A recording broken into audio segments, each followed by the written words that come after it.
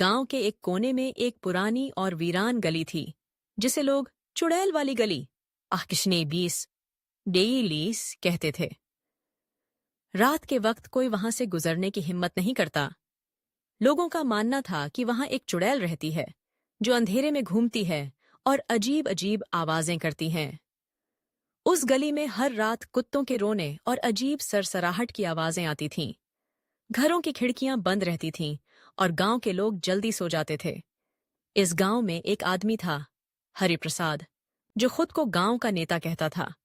हरिप्रसाद हमेशा बड़ी बड़ी बातें करता था। उसने पूरे गांव में यह ऐलान कर दिया, मैं उस चुड़ैल से बात करूंगा और उसे इस गली से भगा दूंगा। मैं डरता नहीं हूं। हरिप्रसाद ने चुड़ैल से बात करने के लिए रात को गली में जाने की योजना बनाई।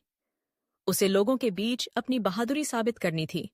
उसने अपने चेलों से कहा, रात को 12 बजे इस गली में जाऊंगा।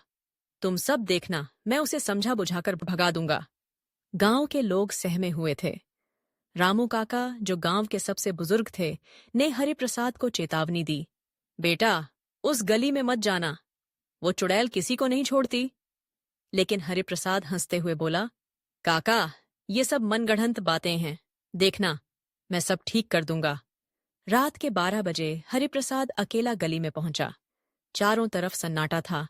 सिर्फ पेड़ों की सरसराहट और कुत्तों की दूर से आती रोने की आवाजें सुनाई दे रही थीं।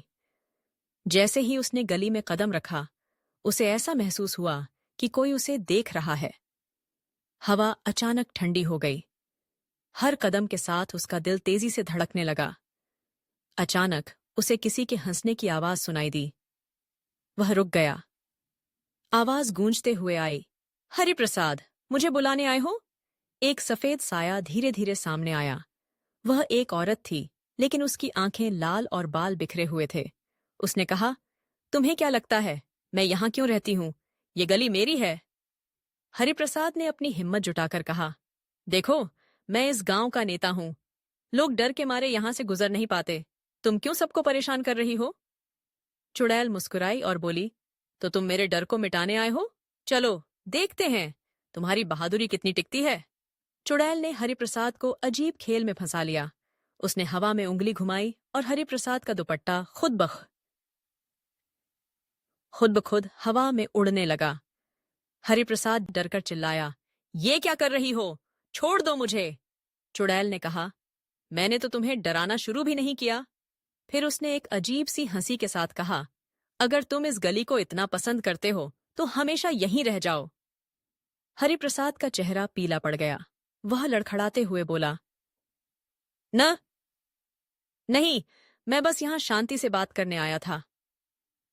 चुड़ैल ने उसकी बात सुनी और कहा, तुम मुझे इस गली से भगाने आए थे, लेकिन अब तुम समझ गए हो कि मैं क्यों यहां रहती हूं। लोग मुझे तंग न करें, बस यही चाहती हूं। हरिप्रसाद ने हाथ जोड़ते हुए कहा, तुम्हें जो चाहिए मैं वो करूंगा। मैं गांव वालों को कहूंगा कि कोई तुम्हें परेशान न करे, बस मुझे छोड़ दो। नी मुझसे पूछा चे। चुड़ैल ने उसकी बात मान ली। उसने कहा, अगर तुम अपनी बात पर कायम रहे तो मैं किसी को तंग नहीं करूंगी, लेकिन अगर तुमने धोखा दिया तो इस गली में हमेशा के लिए तुम्हारा स्वागत होगा। अगले दिन हरिप्रसाद ने पूरे गांव में चुड़ैल का संदेश दिया। उसने कहा, वो किसी को नुकसान नहीं पहुंचाएगी अगर हम उसे परेशान नहीं करेंगे। गांव के लोग अब उस गली से दूर रहते थे और हरिप्रसाद, वह अब किसी को अपनी बहादुरी की डींगे नहीं मारता था। तो दोस्तों, इस कहानी से हमें ये सीख मिलती है कि हर किसी की एक सीमा होती है जिसे पार नहीं करना चाहिए।